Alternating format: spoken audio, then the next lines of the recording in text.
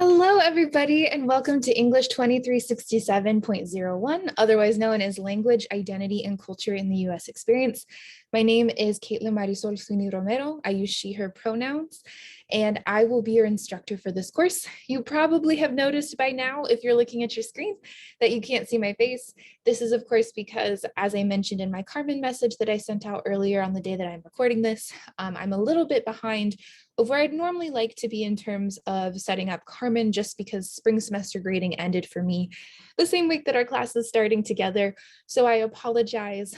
You'll definitely see my face in lectures more often than not, but just temporarily, I figured it would be a good idea to go ahead and just record this lecture for you so I could get it up earlier in the day / week, as opposed to being, a little bit behind. So without further ado, this is my overview lecture for week 1. This is going to be kind of a consistent thing that you'll see from me each week, namely because in my overview lectures, my goal is to really unpack for you what is expected in terms of assignments, and especially how you can really tackle those assignments. And I'll do kind of a talk through each week of just some things to think about in terms of writing strategy, as well as thinking about ways that you can best set yourself up for success throughout the week.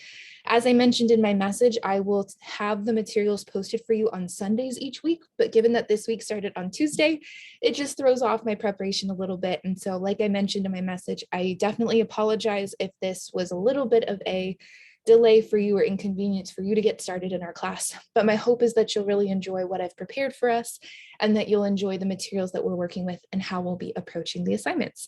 So I wanted to just briefly draw attention to on this first slide, I've provided my email for you, which is sweeney.464@buckeyemail.osu.edu. And I've also mentioned briefly here that this is an asynchronous online course and that we will be really interacting via Carmen. And as I'll talk about more in this lecture, there will be ways that I'll utilize our Carmen site to ensure that we can be in best communication with one another, and that I'll do my best to make sure things are as clear as possible. So I'd like to provide an agenda for every presentation that I do. And as you'll see when I upload this lecture to YouTube, I also like to provide you with the notes that I'm working off of, and I'll also provide a copy of these notes in the description box on YouTube as well. And my hope is that this makes this more accessible for you. I also hope that, depending on what your week looks like, it might be beneficial to return to some of these notes later in the week as opposed to rewatching some of my lectures. So I want to just be really attentive to that, to be as supportive of your learning process as I can without, sharing a physical space together. So on the agenda for this overview lecture, we're going to be talking about the course syllabus, specifically thinking about what comprises our course syllabus, and you'll notice that any underlined text on this particular slide is hyperlinked. So if you do elect to go look at these slides separately, you'll be able to move throughout the slideshow pretty easily if you click on any of those underlined bullet points, because they are hyperlinked to that section in the syllabus as far as it is represented in this slideshow. And then our second focus will be to talk about the schedule of assignments document, which is going to be the secondary kind of most important document for you to attend to. And we'll specifically talk about, how it works, what it means in terms of this week's schedule, and just kind of how we'll be working off of weekly modules in general for this course. So very briefly, I wanted to draw your attention to the first module that you'll see on Carmen that is labeled course materials. It's since the time of me taking the screenshot, I should say, there's going to be another 1 or 2 things in here, but at least in terms of what's going to be most important for the purposes of this lecture, on Carmen, you can go to this course materials module and you'll be able to find the syllabus and the schedule.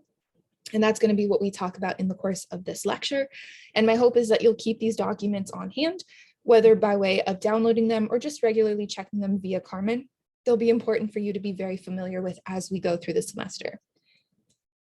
So let's go ahead and start with our course syllabus.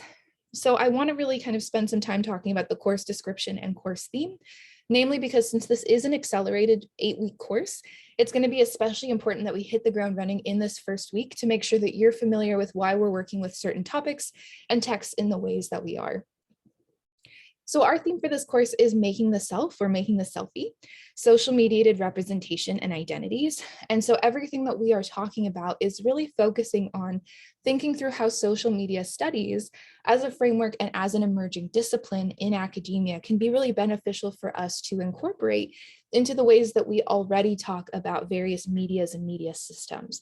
And so much of what we're going to discuss is thinking about how does social media and its accessibility to the public the way that the public uses social media, how does that perhaps extend different kinds of representation and different kinds of priorities that we have as kind of a regional or national or global public in terms of our media consumption, but then at the same time also thinking about when we consider that in past decades, our primary modes of media consumption were facilitated through things like television and film and radio. We also want to really think about how social media presents us with some new alternatives that are a bit more autonomous for users in some capacity, and similarly also kind of reinscribes other existing notions of power and control. So this is a course where we're really building on English 1110 as a prerequisite. And the priorities for us is going to be thinking about developing and refining the skills in analysis, research, and composition that you've already started to practice with a course like 1110. And so for us, we're going to really emphasize persuasive and researched writing, revision, and composing in various forms in media. And we especially want to think about kind of how are you building upon and improving your mastery of academic writing with and from sources, refining your ability to synthesize information, create arguments about a variety of discursive, visual, and/or cultural artifacts, and just how are you becoming more proficient with and sophisticated in your research strategies and employment of the conventions of standard academic discourses.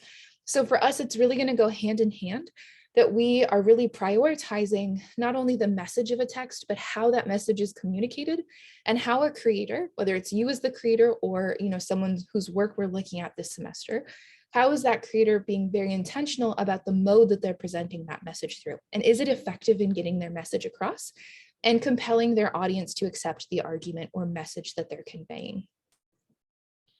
So in thinking about our course theme, and I'm going to read this to you very briefly, but this is going to really encapsulate why in particular it's going to be important for us to utilize social media studies as our framework or foundation for the semester.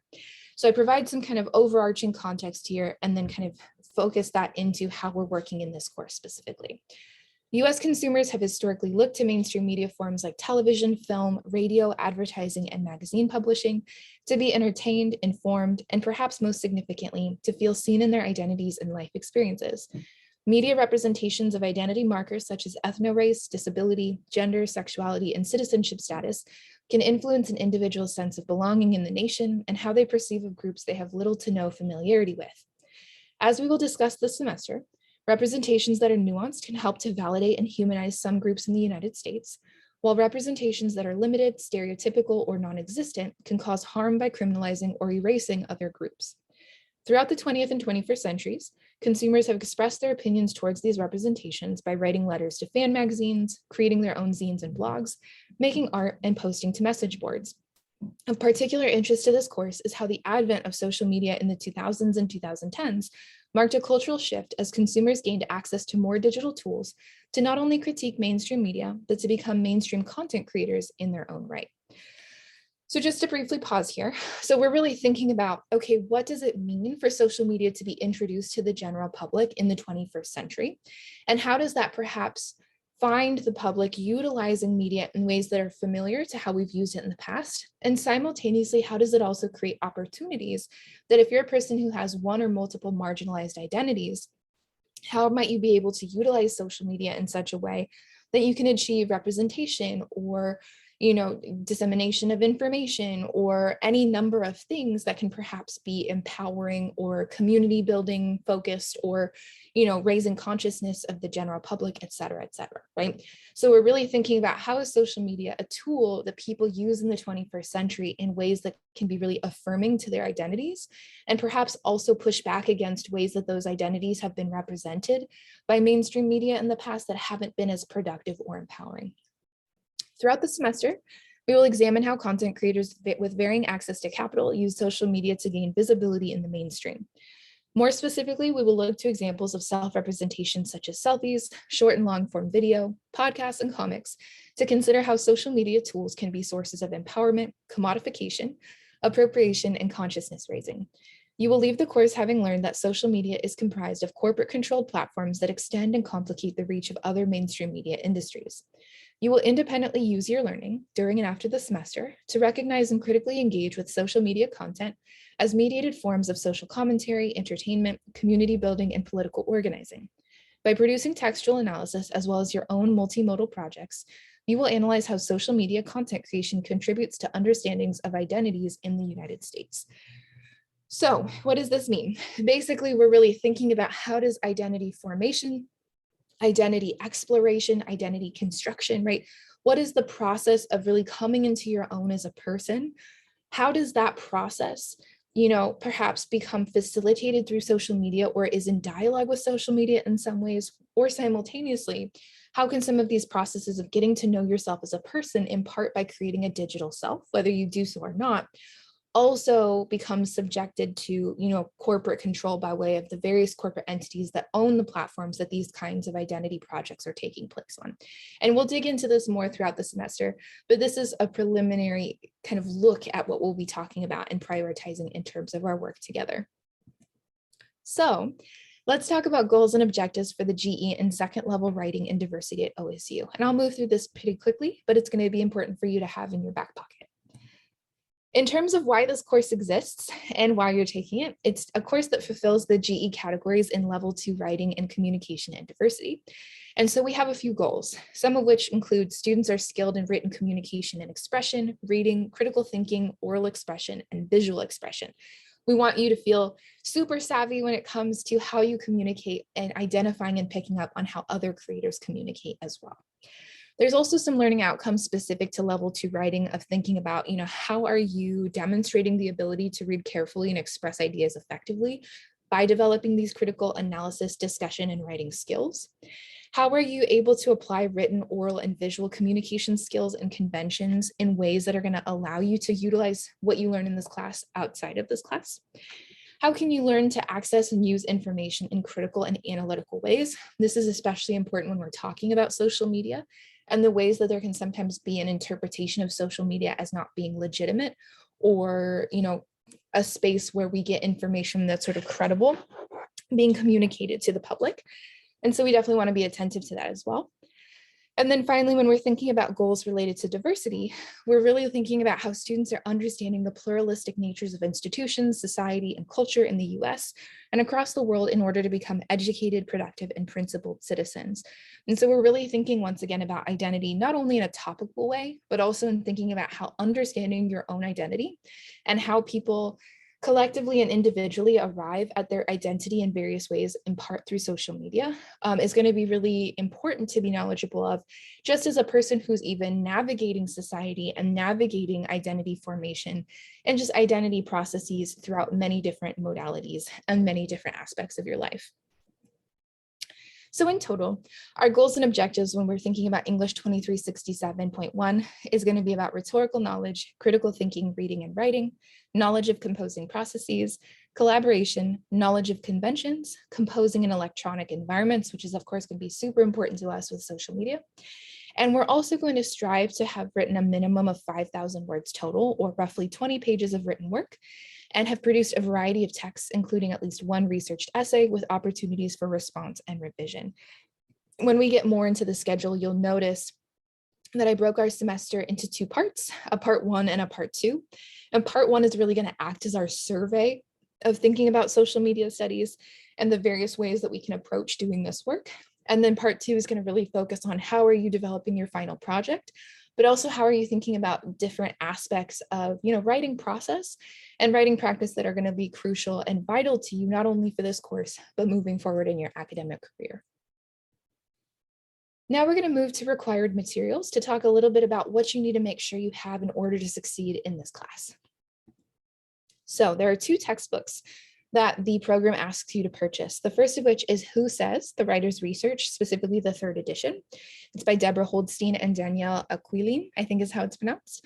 And the second book is So What? The Writer's Argument, which is the 3rd edition and is by Kurt Schick and Laura Schubert. You should be able to find copies of these books on Amazon or at the OSU bookstore, as well as there are some ebook options as well that I will post information about on our Carmen. For this week, you do have some reading, but given that it is the first week of the semester, I will provide you with a copy of that chapter so that you don't need to scramble to find the book this week.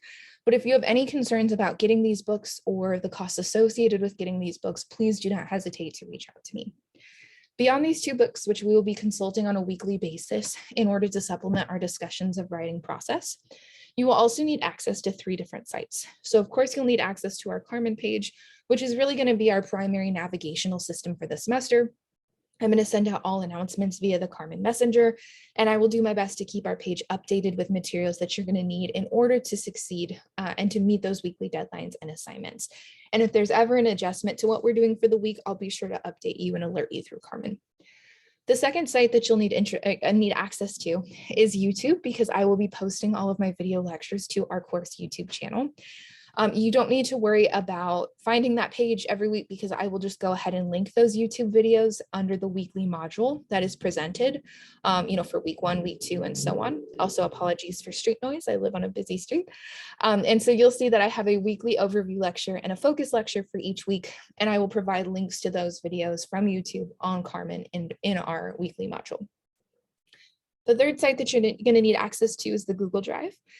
We will be using shared Google folders and shared Google Docs to view and respond to semester survival group work throughout the semester. I will also make sure that I provide you with, as I mentioned at the beginning of this presentation, the slides and notes that I'm going to use for my lectures will be provided on Google Slides so that you can access them, after the point that you watch the lectures, or even if you find it beneficial to have them in front of you simultaneous to when you're listening or watching, though most of the time you'll see that I'll display my slides at the same time that I'm talking, much like you're seeing right now. And then I wanted to also briefly mention that I'll get into this kind of when I talk about assignments more in my next lecture, but a semester survival group is going to be a team of 5 to 6 people that is formed at the beginning of the semester for the purpose of streamlining participation activities. And so I will randomly sort students into a group, upon which I will then notify you via email with further instructions on how to get started with your group. But you will be able to see that on Carmen, I do have a Google Doc linked that has information on who is sorted into what group, and a link that's displaying what your shared group folder is. And so you can view that information now, even though I haven't provided you yet with that email set of instructions. But just know that you'll be getting further alerts from me in regards to the semester survival group component. So don't worry about it too much just yet. But basically, with your semester survival group, you're going to be working together in ways that allow you to respond to each other's work, relatively low stakes. But it's important for a class like 2367 when the assignments are scaffolded and do build to larger projects. And so you really do want to have, peer feedback as much as possible to ensure that you're able to thrive in the ways that I'd like to see you feel comfortable and thrive throughout the semester. Otherwise, any other materials that I'm providing you with, I will make sure that those are linked or uploaded to Carmen so that you can get to those with as much ease as possible. We're now going to move to student responsibilities and grade distribution. I also wanted to mention that if you're like me and you're a person that benefits from taking breaks here and there, this is a great place to pause the lecture and get a snack or drink some water, or find ways that you can incorporate some wellness techniques into your process of also following along with the lecture.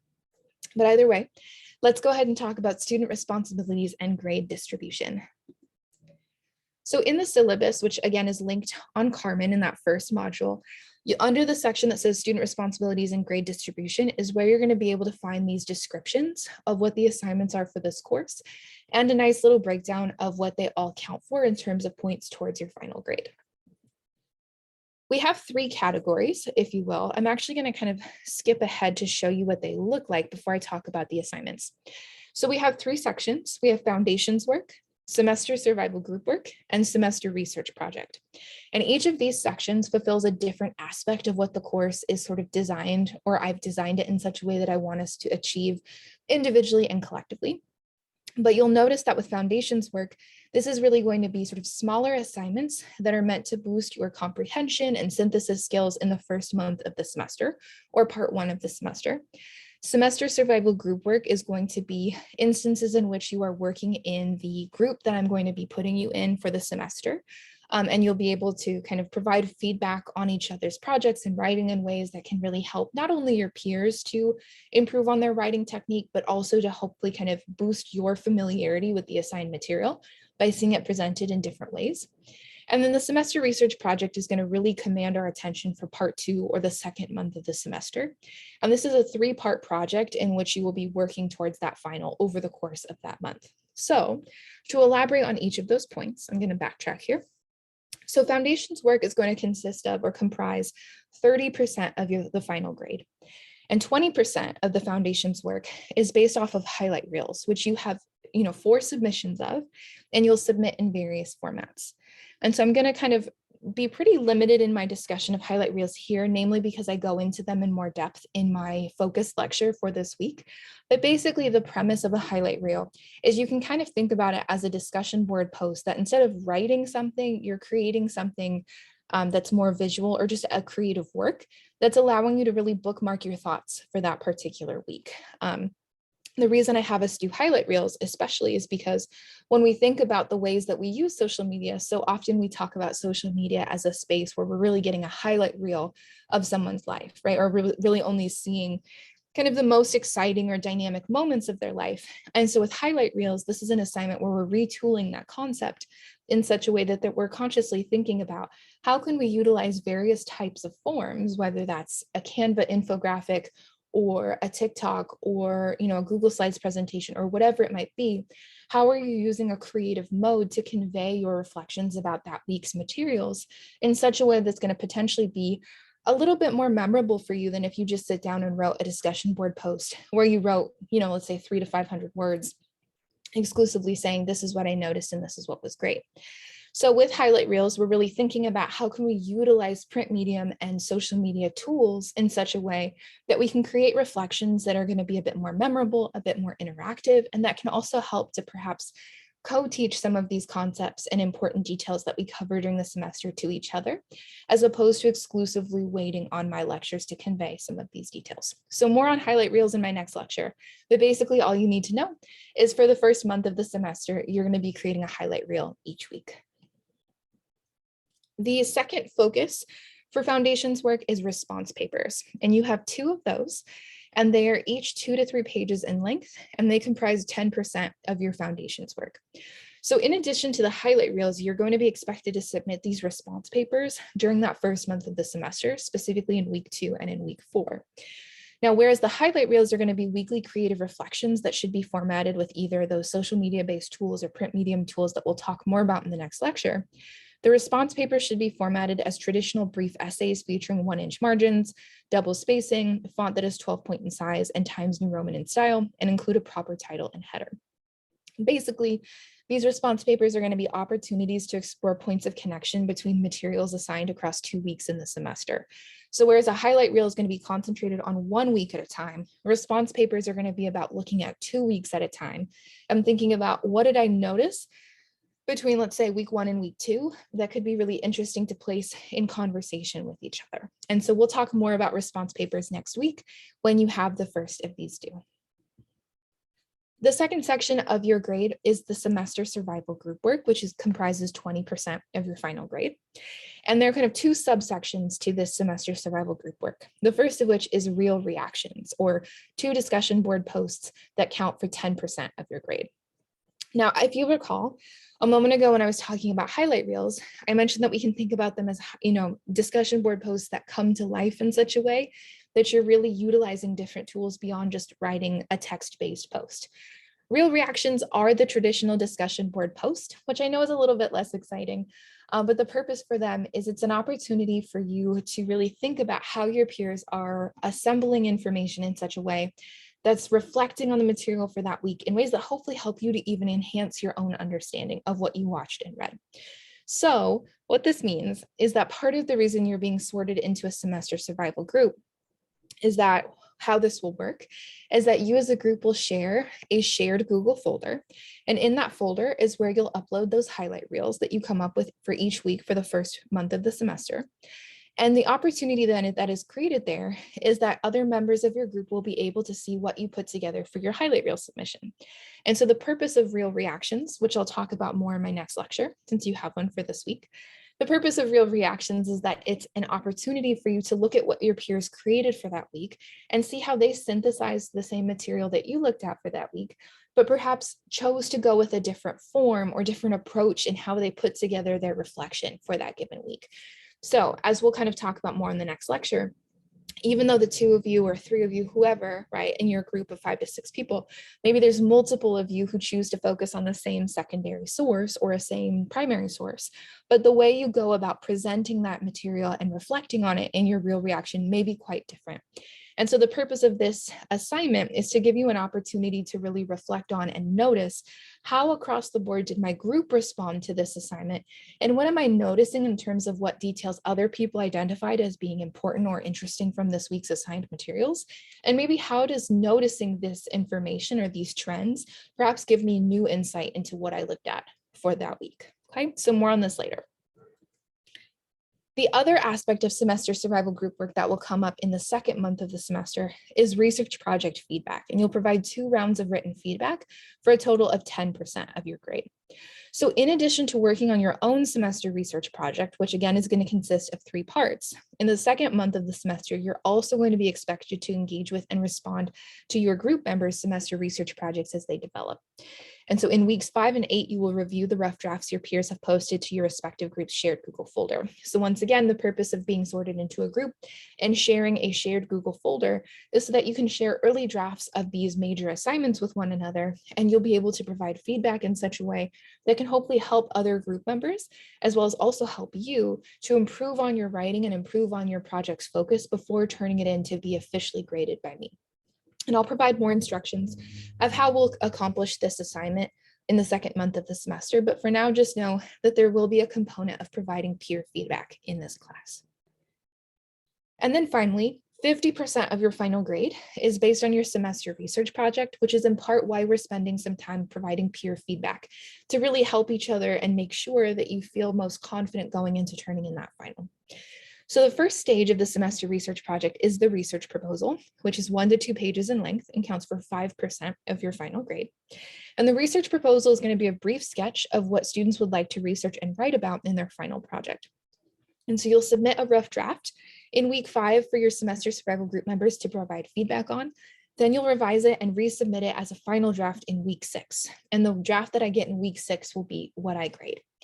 And so this assignment is going to build you towards the literature review and the final project that you also need to turn in. And so we'll talk more about sort of the function and purpose of a research proposal in the second month of the semester. But for now, we know that it's going to be something that's going to really provide a kind of roadmap to your reader of giving them a sense of what you're thinking about pursuing for the final. The second major assignment under semester research project is the literature review. It's 5 to 6 pages in length and is going to count for 15% of your grade. And the literature review is a survey of 4 to 6 secondary sources that relate to the student's research project topic. And this is going to be a document where you really summarize, evaluate, and critique each source's argument and methodology. And it's going to be an opportunity for you to test drive, do I want to use these secondary sources in the final project that I turn in? So we'll talk more about kind of the specifics of this when we get closer, but for now, just know that with this literature review, it's going to be an opportunity for you to practice, once again, synthesizing an author's argument, but to also think about how can you kind of use some of your research in ways that's going to ultimately support the argument you're putting together for your final project. And then finally, the final project is 8 to 10 pages or alternate format, and it counts for 30% of your final grade. And so this is a project that's going to really bring together and extend upon the ideas from the research proposal, the research findings from the literature review, and feedback from your semester survival group members. And so what will happen is you'll submit a rough draft in week 7 for your semester survival group members to provide feedback on. Then you'll revise and resubmit a final draft in week 8. It will need to have secondary sources included. It also can be in one of multiple forms. It can either be a traditional research essay of 8 to 10 double-spaced pages, or you can opt to go in the direction of a long-form multimedia or social media form, such as Google Slides, YouTube video, Instagram profile, podcast episode, comic or zine, Zoom presentation, etc. And I will definitely provide you with some examples of what this can look like closer in time to the actual project. You'll notice that I'm being a bit sparse in this section, namely because we are going to have more in-depth discussion of these assignments in each of the weekly overview lectures. So for now, my goal is to just kind of provide you with a bit of an overview for each of these and not go too in depth as to overwhelm you. So again, your summarized grade breakdown is as follows. Your foundations work is comprised of highlight reels, which count for 20% of your grade, and 2 response papers that count for 10% of your grade, for a total of 30% in your foundations work. Your semester survival group work is comprised of 2 real reactions, which count for 10%, and kind of scaffolded research project feedback, which counts for 10%, for a combined total of 20% with your semester survival group work. And then finally, your semester research project is comprised of your research proposal for 5%, your literature review for 15%, and your final project for 30%, for a combined total of 50% of your final grade. So again, given that the semester research project is such a major component of students' final grade in English 2367, and this is consistent across different sections of the course, it's going to be really important that we not only prioritize making sure that you understand and can apply concepts and readings with your foundations work, but also that you feel comfortable providing and receiving peer feedback with the semester survival group work, so that we can ensure collectively you're in the best possible position to succeed on that semester research project. And then at the bottom, you'll see on this slide that I've provided you with a grading scale that clarifies what an A in this class looks like compared to an A minus, a B plus, and so on. All right, here I'm going to pause for one moment, and then I will come back to talk about course policies.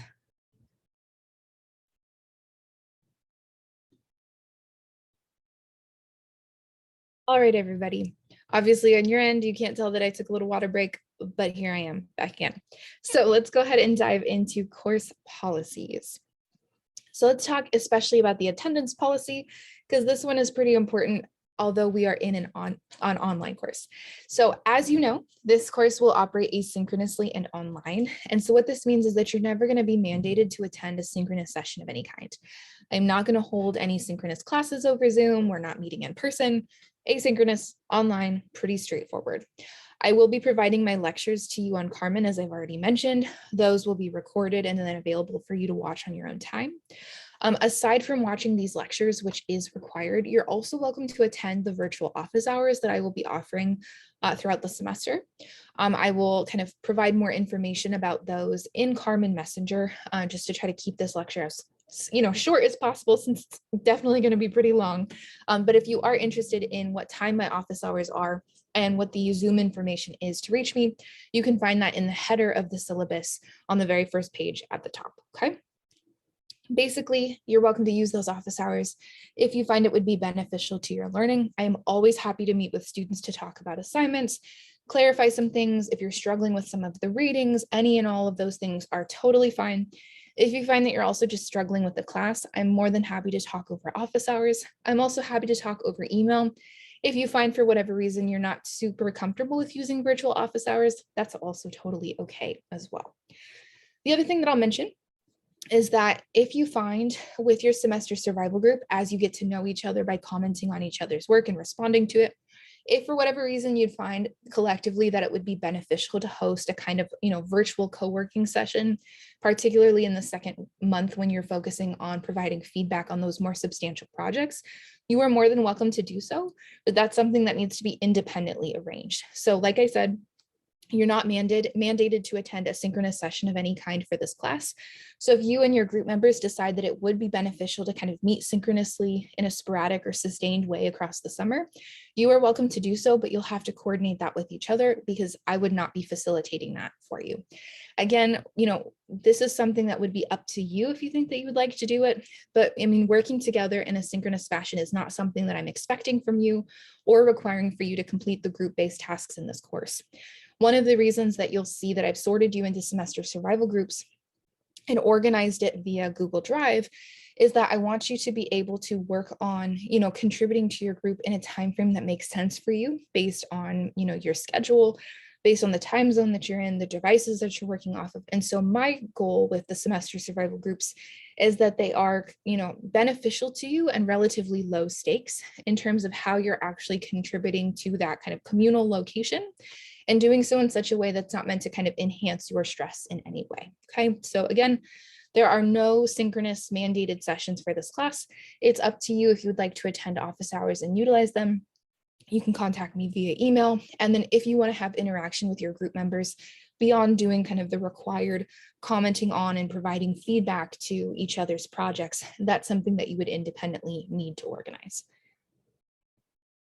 Now, in terms of student work policies, I would say this is probably the most important, or at the very least, most useful section of the syllabus. And so this is where I'm going to really talk about my expectations in terms of how you're turning in work for this class. So of course, all assignments should be submitted to Carmen by the listed due date and time. What's important to note here, though, is you have 2 assignments due each week. The first assignment is due on Wednesdays by 11:59 p.m. Eastern, and the second is due on Saturdays by 11:59 p.m. Eastern. There is one exception to this rule, which is in week 1, the week that we're currently in. The first assignment is due on Friday at 11:59 p.m. Eastern instead of Wednesday, because it just didn't make a lot of sense to have that first assignment due so quickly. Now, of course, given that this is the first week of the semester, I tend to be pretty lenient, and we can kind of work out together. If you find that this schedule is going to be a problem, we can talk. Okay. But I think it's important for me to really stress that although these deadlines are important, it's also crucial to acknowledge that you are a person first and a student second, and any number of unforeseen circumstances can occur during a semester and impact/change your capacity, such as seasonal sickness, flare-ups from chronic illness, loss of a loved one, overwhelming stress or anxiety, exhaustion, a demanding work schedule, being a caretaker for a friend, parent, or relative, and/or travel. As a result, deadline extensions are built into the schedule for these weekly assignments in the event that you need more time to complete your work. I also think it's useful to mention I am a person who deals a lot with depression and anxiety. And so for these reasons, and in knowing through my own experience that you can't anticipate a lot of the times when you're going to have an off day or a day that you're able to really focus on things, it's important to me as your instructor to create a learning environment in which you know that it is okay, that if you need a little bit extra time beyond what is listed as a deadline, that is fine, and that we can work collaboratively to find ways to best support your capacity, your productivity, but also to recognize you as a person and think about how we can make sure that you as a person is set up to succeed in ways that don't mandate perfectionism or hyper productivity at the expense of your wellness. So what does this look like? Basically, like I said, you've got 2 deadlines every week. Your first weekly assignment is due on Wednesdays at 11:59 p.m. Eastern, with the exception of this week. However, I also have baked in an extended deadline. So if for whatever reason you cannot meet this deadline of Wednesdays at 11:59, you are permitted to submit Wednesday assignments without losing points up until Fridays at 3:00 p.m. Eastern. And then after this extended deadline, the assignment is considered missing and will be labeled as a 0 in Carmen. So what does this mean? Because you might be like, I'm not following. So what this means is that every week I'm expecting you or asking you to turn in an assignment by Wednesdays at midnight, right? We can think of it as the Wednesday assignment.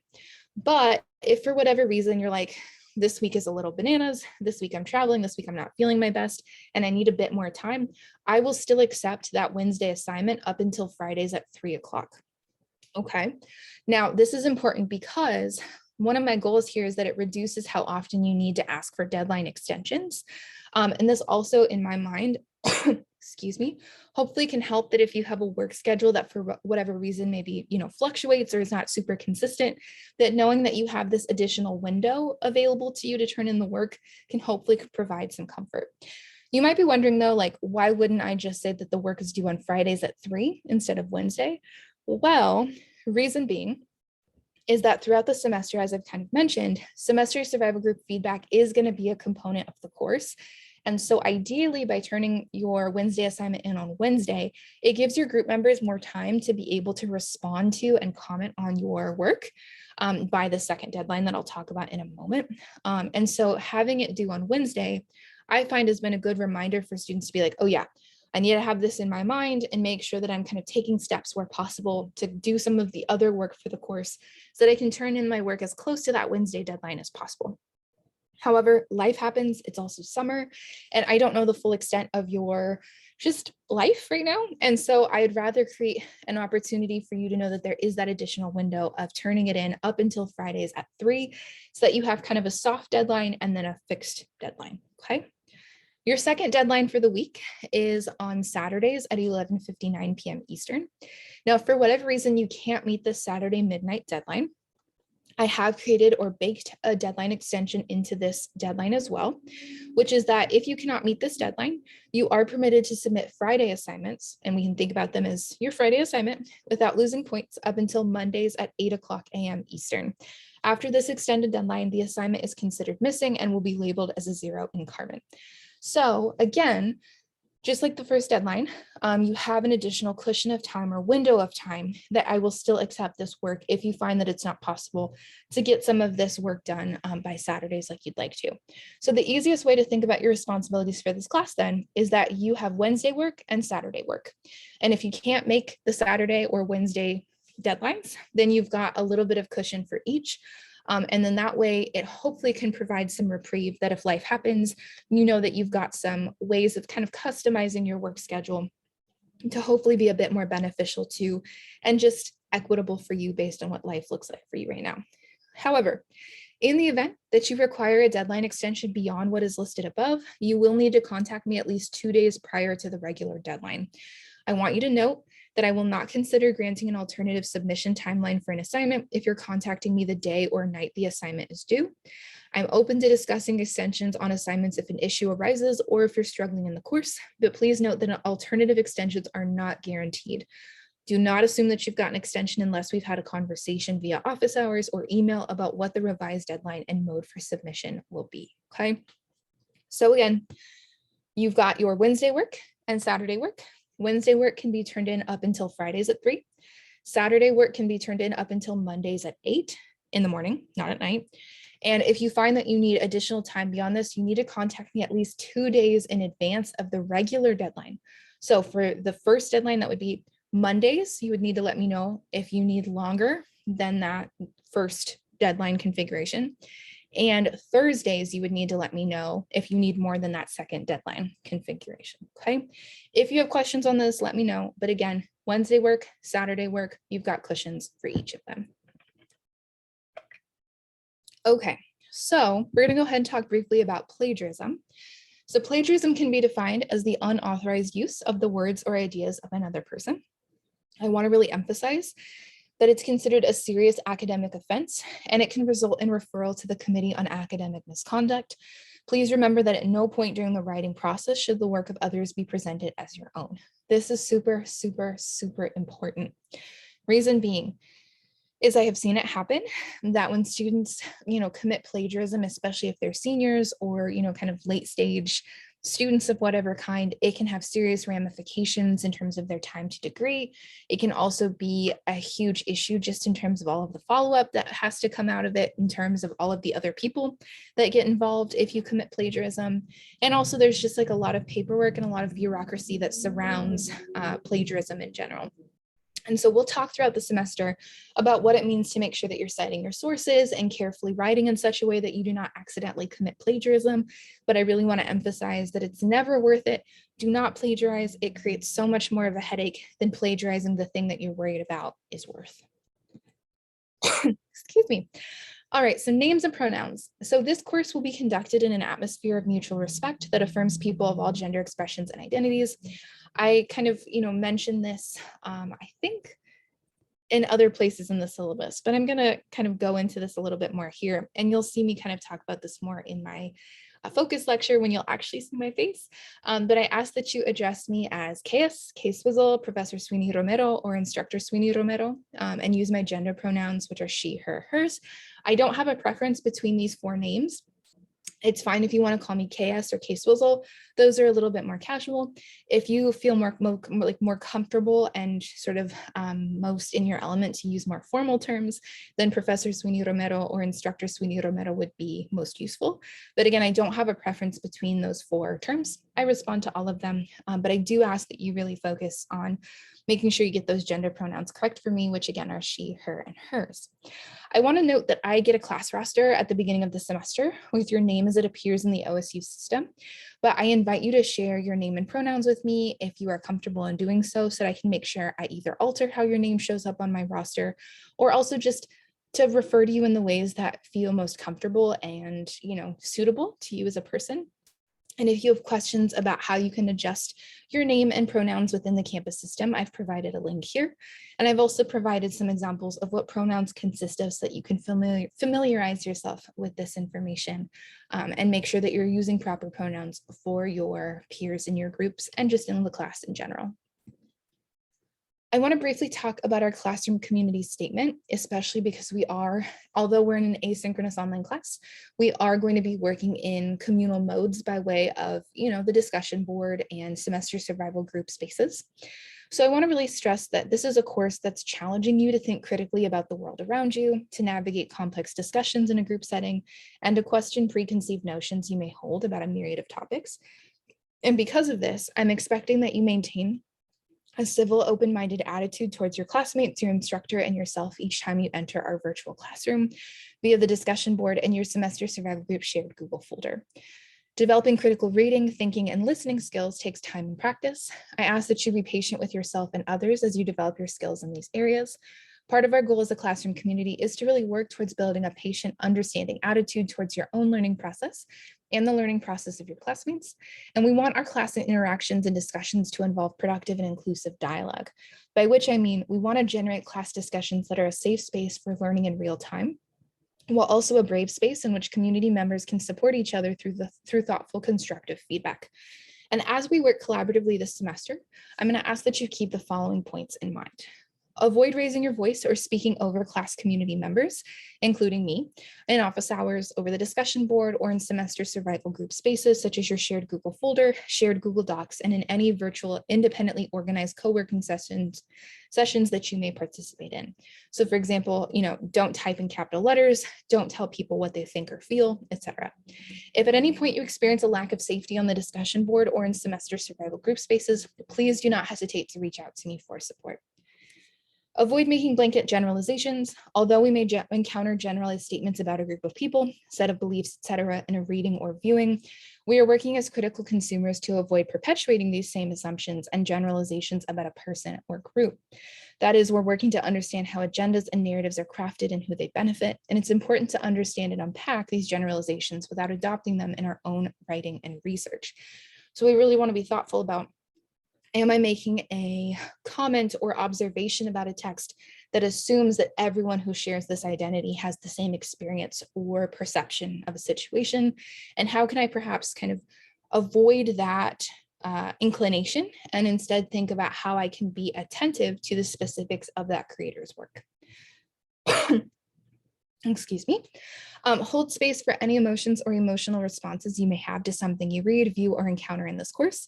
We're engaging with materials and discussing topics related to historical events, institutional inequities, cultural memory, oppression and discrimination and trauma. And if you need to take a break from a text or if you need additional support from me in navigating a topic or text, please do not hesitate to reach out to me. If there are ways that I can make the class feel supportive of you and your experiences and identities, I want to make sure that I'm taking those steps to make you feel most comfortable. Practice compassionate listening. Don't rush to criticize a classmate for making a statement that may offend you or present an issue. Rather, I ask that you work towards asking questions and using I statements to explain your response. If you experience discomfort or lack of safety when responding or wanting to respond, please reach out to me for support and/or guidance. And then finally, don't laugh at another student's answers. Of course, if a student is making a joke, that's a different situation, but we want to be thoughtful about not laughing at someone if they make a mistake or if they say something and maybe they meant something else and they kind of fumbled their words on something. We want to be making sure that we're creating a supportive environment where folks don't necessarily feel like they have to, prevent themselves from speaking because of that fear of being made fun of. Now, all of these policies I've kind of attended to just now is really informed by our productive and inclusive dialogue approach at the university, which tells us that OSU affirms the importance and value of diversity in the student body. Our programs and curricula reflect our multicultural society and global economy and seek to provide opportunities for students to learn more about persons who are different from them. And of course, kind of moving down the line, discrimination against any individual based upon protected status, which is defined as age, color, disability, gender identity or expression, national origin, race, religion, sex, sexual orientation, or veteran status is prohibited. And so these expectations for our class are really informed by this approach that the university is following and taking very seriously. I do want to provide a brief content warning that some of the contents of this course may involve media that may be triggering to some students due to descriptions of and/or scenes depicting acts of violence, acts of war, or sexual violence and its aftermath. If needed, please take care of yourself while watching/reading this material, such as debriefing with a friend, contacting counseling and consultation services, and contacting me, the instructor, if you need to. Expectations are that we all will be respectful of our classmates while consuming this media, and that we'll create a safe space for each other. And so this includes, of course, on the discussion board and in your semester survival group documents. Failure to show respect to each other may result in dismissal from the class. And then finally, we're going to kind of wrap up the syllabus discussion with discussion of the departmental and university resources. So our university offers mental health services that you as a student at OSU already pay for. And so you may find that as a student, you experience a range of issues that can cause barriers to learning, such as strained relationships, increased anxiety, alcohol or drug problems, feeling down, difficulty concentrating, and or lack of motivation. And it's important that we take those mental health just crises seriously, because so often there's a lot of stigma around mental health, and we are more inclined to and more encouraged to take seriously our physical well-being as opposed to our mental well-being. And so I really want to emphasize that if you or someone you know are suffering from any of the aforementioned conditions, you can learn more about what the Office of Student Life's Counseling and Consultation Services offers. We have a link provided here to the site for counseling and consultation services, as well as a phone number. If you're afraid to call or you're nervous about calling, I'm happy to talk through some of these things in a preliminary way. As a person who goes to therapy, I find mental health services really useful, and I encourage you to explore them if you've not done so already, because therapy can be really beneficial to just promoting your overall wellness. Disability services is important as well to touch on here.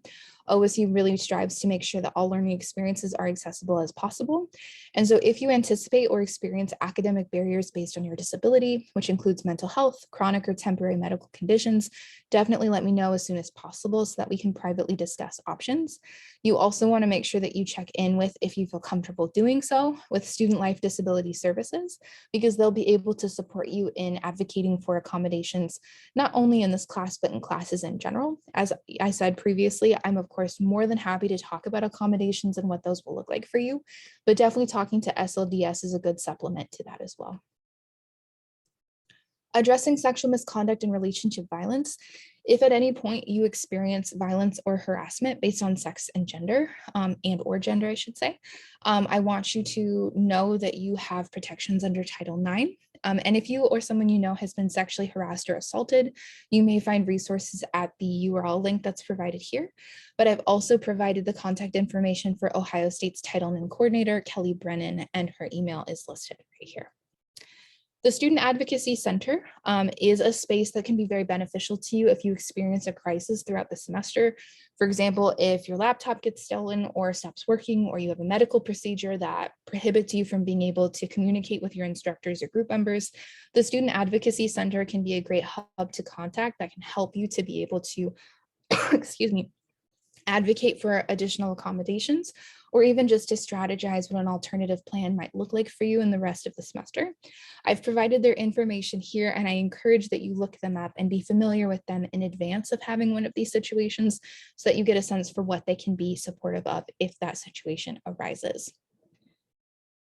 We also have the contact information for the 2367 director listed here. And I keep saying we in terms of like program, but I mean me. In terms of our 2367 director, that is Beverly J. Moss, who's the director of second year writing. Her contact information is provided here. And the director of undergraduate studies is Beth Hewitt, and I've provided her information here as well. If for whatever reason you have questions or comments about how the program runs, questions about things that you need to just be thinking about, perhaps in terms of how 2367 factors into your overall academic plan, you can direct some of these questions to Dr. Moss or to Dr. Hewitt, or they might also be able to direct you to someone else who can answer some of the questions you may have as well. I also wanted to mention that we have a writing center on campus, and also there are research tutors on campus. If you find that it would be beneficial to use one or both of these services, I definitely encourage you to do so, especially since we are working in an online asynchronous capacity for this course. And both of these resources are available to you to help you with thinking about writing, thinking about research, and many of the skill sets we're going to be developing, particularly in the second month of the semester. And so now we're going to transition briefly to talking about the schedule of assignments. Before we do so, I'm going to take a quick pause, and then you will hear my voice come back right away to talk about this document. All right, everybody, here I am back for our last section. Of course, for you, it's probably like a second, but for me, it's a minute or so. So let's go ahead and talk about the overview for the schedule of assignments document that you will see represented in the weekly modules on Carmen, but will also be really important to be familiar with in terms of learning how to read.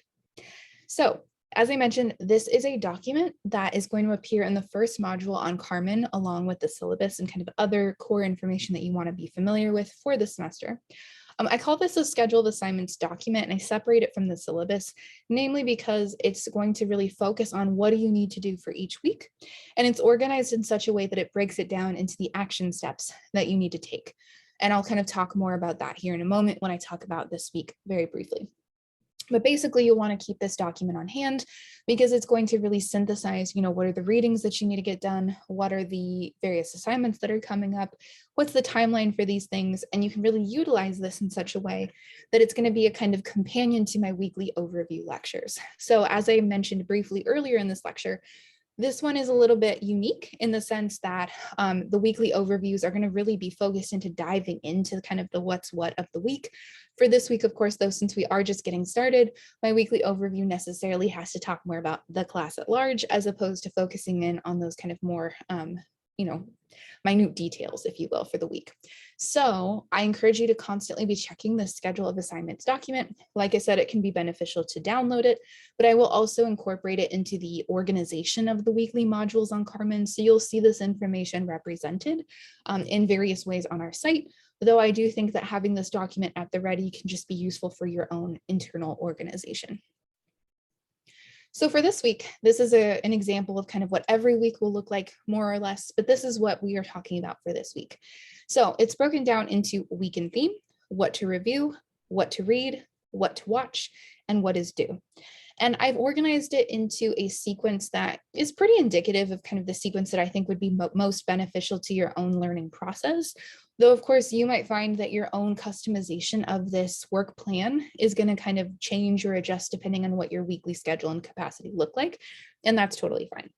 But basically, just to kind of give you a walkthrough before I come back to some of these topics in my next lecture, our week and theme for this week is from legacy media representation to social mediated self-images, visibility on what terms. And so for each week, I will provide you with a theme that's going to give you a kind of, core focus or topical interest that we have as a group. Especially since this is an accelerated course, the theme for each week is going to really try to encapsulate what are some of the major umbrella categories or core concepts that we want to be attentive to throughout the readings and the viewings that are assigned. Moving from week and theme to what to review is going to indicate what video lectures from me you need to be watching. So you're going to have 2 from me each week. You're going to have one that you want to watch at the beginning of the week, and you're going to have one lecture that you want to watch at the end of the week or later in the week, if you will. So before you proceed to reading and watching for the week, you'll want to start by reviewing my brief introduction titled Week 1 Overview. Now, of course, that's what you're doing presently. And so in some ways, this is a bit more symbolic to kind of work through this walkthrough with you.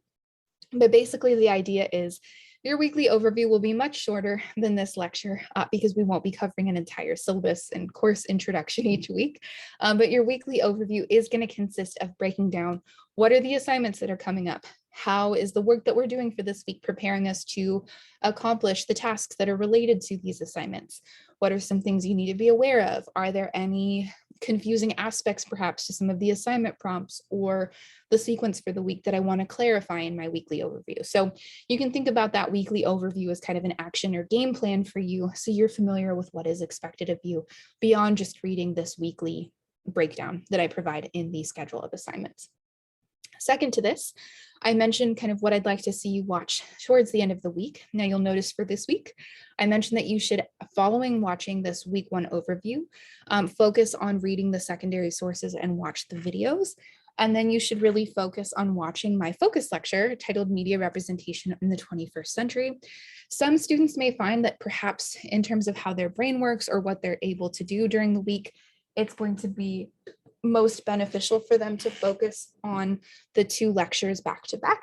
That might be useful if you find that there's perhaps only one day during the week when you're able to really dedicate the time and focus to the lectures. But generally speaking, I find it to be beneficial to separate the lectures from each other so you can get the kind of content focus that comes out of those focus lectures later after you've actually engaged with the reading and the watching. So moving from what to review to what to read, for this week, you've got 28 pages of reading. You have 1 scholarly article, 1 popular press article, and then 1 excerpt from the textbook. As I mentioned, since this is the first week of the semester, I will be scanning the textbook chapter for you and providing that on Carmen. So do not panic. I know that it can be really tricky to get books the first week of the semester, but as I mentioned as well, there is an ebook alternative for this book as opposed to the physical option, or for both of the books, I should really say, if you find it to be beneficial to go with the ebook version instead of something that is a physical book. However, in terms of your other readings, like I said, you've got a very brief but very useful scholarly article titled Asian Americans and Pacific Islanders on TV. You've also got a popular press article titled #GirlsLikeUs, Trans Feminist Advocacy and Community Building, which is actually adapted from a much longer scholarly chapter that I normally have students read during the kind of fall or spring term. But for summer term, since it's so accelerated, it doesn't make sense for us to dive into that longer one here. So we'll be looking at an adaptation of it, and I will kind of talk in my longer lecture about some of the other histories of production with this text.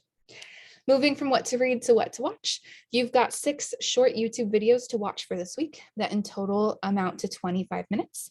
You have how Asian representation in movies and TV changed this decade, what Pacific Islanders want you to know, Yellowface is a bad look Hollywood, after decades of brownface, South Asians fight for better representation, Disclosure, which is the official trailer as opposed to the whole film, and the future of trans representation in media.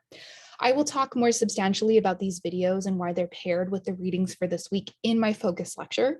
But for now, I would really like for you to kind of think about what's the interplay between these 2 texts, aside from, of course, the writing chapter, and how the videos help to illuminate some of the things that we're seeing in the reading and vice versa. And this will especially be relevant for your assignments for this week, which I will also talk more substantially about in the focus lecture. But in terms of what is due for this week, highlight reel number 1 is due on Friday, and I ask that you post it to your semester survival group shared Google folder, which, as I mentioned, you will get a notification for today and further instructions on how to access and utilize. You also have a Real Reactions assignment due on Saturday. I ask that you post to the Real Reactions discussion board on Carmen. I will also provide further instruction on what this assignment consists of in my focus lecture, just to clarify kind of how these 2 assignments play off of each other. They're both really brief in scope, but really my expectations for this week is that you are doing the reading in full, you're doing the watching in full, and you're really thinking about and being conscientious of how does the reading and the viewing pair together in strategic ways that help us to best understand the topics that are being presented, and also think at large about the week's theme of what does it mean to be visible to the public, and especially when we're talking about the internet as opposed to established medias that come before it. This is the last thing that I have for you for today, which is this is what your weekly module is going to look like for this week, and also just provides an example of what weekly modules in general will look like for this class. So basically same structure as what I just showed with the schedule of assignments. You'll have a what to review, what to read, what to watch, and what is due section on your module. Now, of course, under what to review, it's currently blank. That's because the lecture videos have not been posted yet. So once my weekly overview lecture and focus lecture are available on YouTube, I will post those to the review tab here, which of course is going to be how you even watch this lecture to begin with. And then of course, later on, you'll see that in the what is due section, I will typically cover, as I said, the what is due in the weekly overview lecture, but for this week, I will elaborate on those in my focus lecture. Okay, so that is everything that I have for you in regards to this weekly overview for week 1.